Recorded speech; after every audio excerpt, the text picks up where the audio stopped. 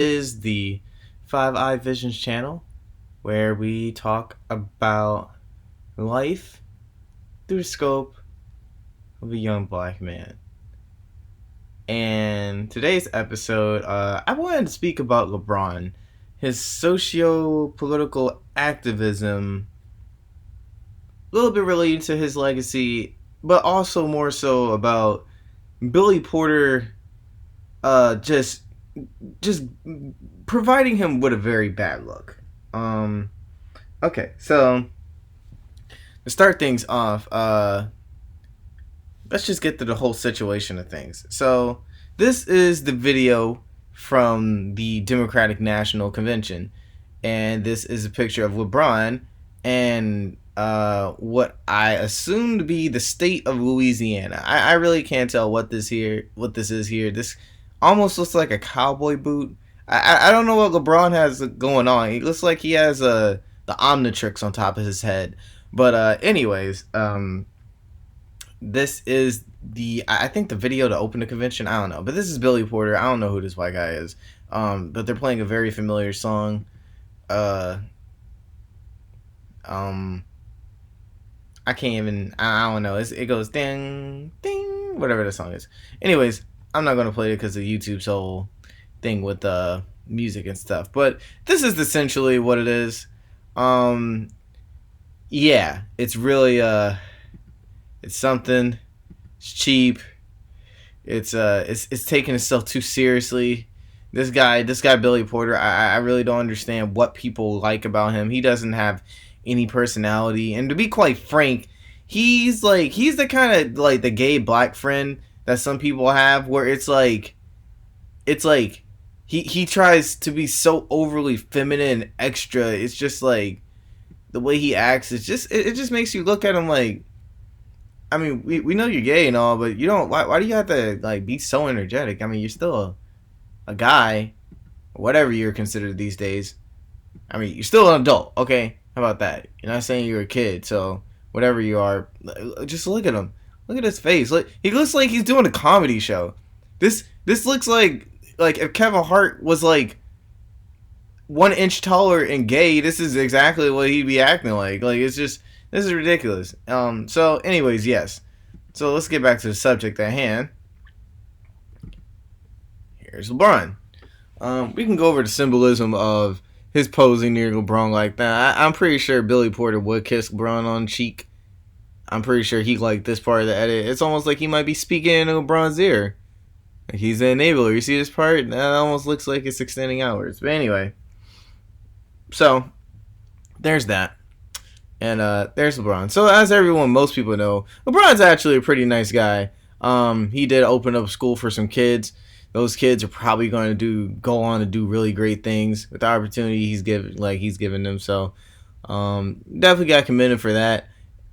He's an NBA player with no kinds of infamy. He doesn't have scandals. You know, like the worst. The LeBron probably had his most, like when he was with Miami and he was quote unquote the villain. That's as close as a scandal you can get to LeBron. So, I mean, he's basically like a superhero. I mean, because, you know, so a lot of people, that's the only way people looked at him in a bad light is when he switched his teams, you know. Even, yeah, you know, he had less trauma and scandals than Dwight Howard, Kobe, shit, even Michael Jordan, you know. So, he's a good guy. But, to a lot of people, the kind of people, my kind of mindset, it does feel like he is a panderer. He got shown his card when the NBA had that issue with China, and he kind of backed down. And it seems to a lot of people recently when the NBA players did their little protest. I guess that's I talked to my cousin, I think last night when they had their game, or 2 nights ago. I forget when they played. They blew out, or did they blow out? I forget when they beat the Blazers. Anyways, we talked, and I said they're about to play, and he was confused, and he stated that he thought they were going to boycott for like a week or something like that. And no, I told him no, they were only going to boycott for one game basically, like they're playing now. And he was totally surprised and he busted out in laughter because he really thought they were going to take like a serious stand. Because if you boycott like 3 of your playoff games during the playoffs, and this is a late playoffs because this playoffs has been pushed due to the pandemic. If you were to boycott these games, that's an extra week to possibly 2 weeks, depending on what like some teams playing, how far they can go, of extra just time. It's going to throw a lot of things kind of off schedule, and for business that can mean a lot of money and revenue, but they only did it for one game. So he was very surprised by that. I wasn't too surprised though. I mean, LeBron did say they weren't going to play a game. I mean, they didn't. But anyways, look at him here. Also, rest in peace to Chadwick Boseman. That's a pretty sad story. Anyways, here's LeBron, his Black Lives Matter shirt. As you can see, again, and let me turn this down. I don't know, they got music in there. Again, the Black Lives Matter shirt, same one. So I guess they're gonna wear this for the playoffs. Personally, I don't think they should be wearing this for the playoffs. I feel like since they're playing in the playoffs, they need to wear Kobe and Gianna shirts the whole time. Don't bring. I feel like because of what happened to Kobe in this season, I understand they want to make a really big point in regards to what's going on in the world of police brutality and what's going on in the black community. But on the basketball court is not really. I don't care if they're expressing it on the court, because this is something that extends beyond the court anyway. So yeah, you got Black Lives Matter, then you got the shirts on, but none of this has anything to do with basketball. So I really don't care if the NBA is expressing any kind of. I mean, it's cool for them to support.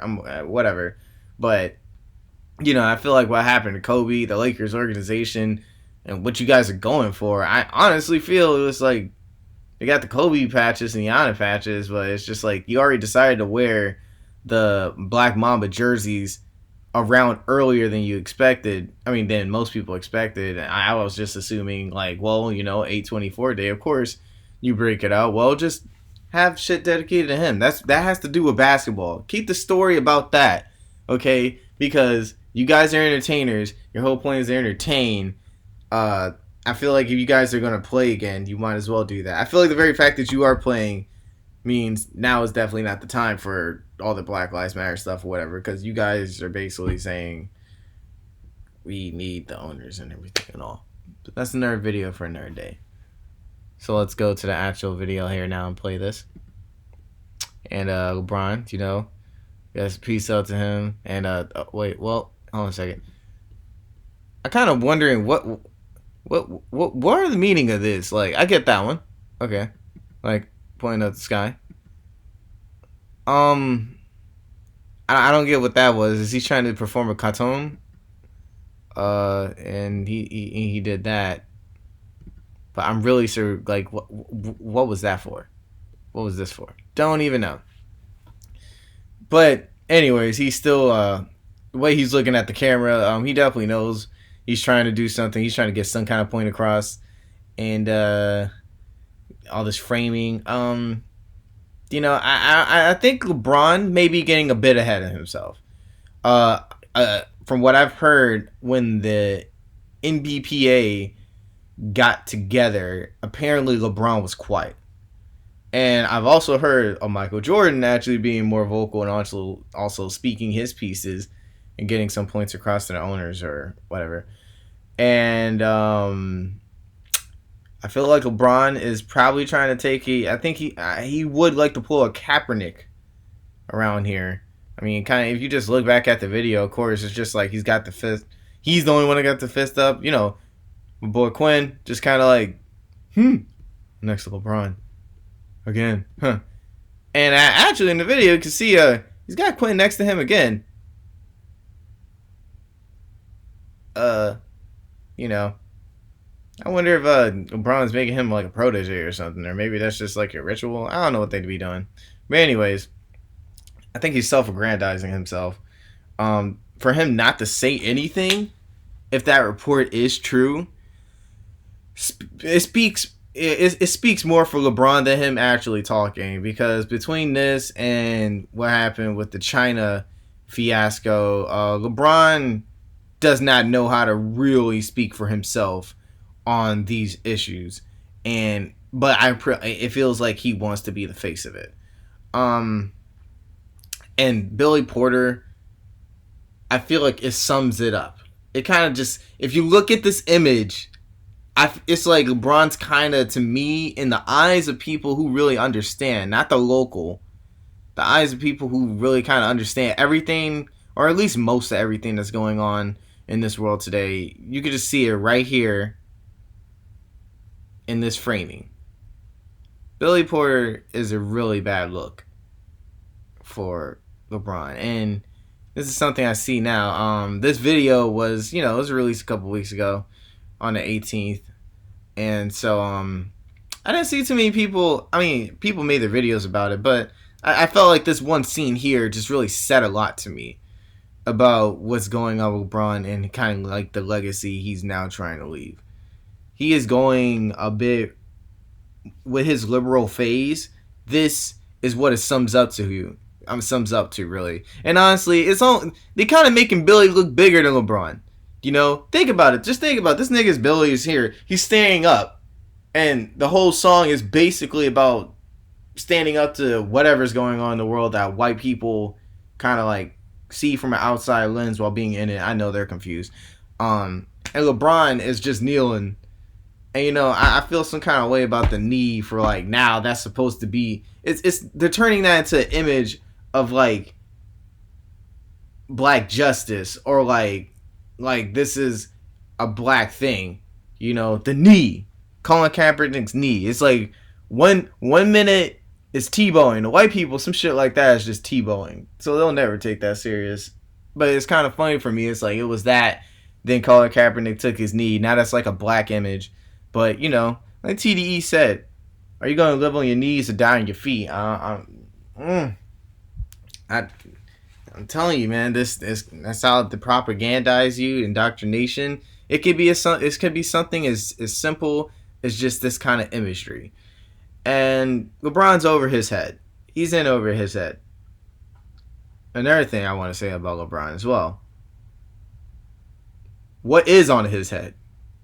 Really? What is this, LeBron? What is on this man's head? That looks like a golf resort. Like this is the thing about LeBron also too, from a basketball standpoint. He's one of the greatest players we're ever going to see. And we're never going to see a LeBron quite in that mold for some time. I feel like we kind of will again, because freak players are born every generation. But for him to really be great, there's one thing he's got to do. I'll show you guys. This is this is MJ, Magic, and with Kobe. And if you notice something about Magic and his hair, for the most part, he's always had a nice bushel of hair in his head. But it starts to go, and look at him now. Right there. Look at him now. Michael Jordan. Everyone knows MJ. The other MJ. This MJ. Why would I say the other MJ? He gonna take that personal. Look at his head. He was younger. He had his lineups. He had his cut corners and everything. But eventually went bald. Yeah, Kareem Abdul-Jabbar. See, now Kareem, he felt like LeBron. He tried to keep it. He tried his best. He tried he did what he could. He had a widow's peak and everything was coming out the top. Wasn't young anymore, but he did what he had to do. He cut that thing. He cut it. Oh yeah. Also, this is a hilarious story, but that's for another day. And Kobe, R.I.P. Same thing with him. He had his time with his fades and everything, but lost out. See, the funny thing about LeBron is like he's basically just kept his what turns out to be a toupee his whole career for the most part, but now he's at the end. He really don't want to let that go. And it's like, LeBron, come on. You're not like D-Wade. You're not like D-Wade. You're like CP3. He did what he had to do. You're not like Melo. If there's one thing Melo can take away from his series against LeBron, is that his hairline is still there. I don't get what's going on with this. I just had to make that a point. For one, to make the video a bit more funny, but for two, just to really point out LeBron, before he tries to get anything fixed socially, economically, he really has to get his head fixed. I cannot take him serious with that. But anyways, that was a bit of my diatribe on LeBron's image at the moment in the socio-economic sphere. And, you know, I think for black people, what we can take from LeBron is his heart is in the right place. I criticize him and even make fun of him, but I will not speak down on the things that he's done for his community and for children and adults and people and fans everywhere. You know, he bears a lot of weight on his shoulders, and I understand. I could commend him for at least trying to be. I mean, he is a positive role model, but when it comes to political awareness, I feel like he's more into the activism than the awareness or collective conscious of people politically. And he kind of is. It's like Beyonce and Jay-Z at with Hillary Clinton. You know, it's just too fabricated. He doesn't really understand that with his high celebrity, his high acclaim, that he can't really make it feel authentic because everything is still going as on schedule. Like there's nothing he's really giving up at all. You know, he isn't. Even Colin has given up more than LeBron. You know, Colin basically extradited himself out the NFL. Yeah, and Chronicles of Judah like to say, LeBron kind of wants to be like a new Muhammad Ali. But anyways, hopefully they win the championship for Kobe. And once they do that, I don't know, there's going to be a whole different discussion for him. So it will really help if he can get that chip. But anyways, I think I'm going to upload another video as well. I think I'm going to keep my video uploading kind of maybe like at least 3 per week, trying to give you guys some consistent fodder, just in case you want to keep listening and you like these stupid subjects I come up with. Anyways, see you guys next video.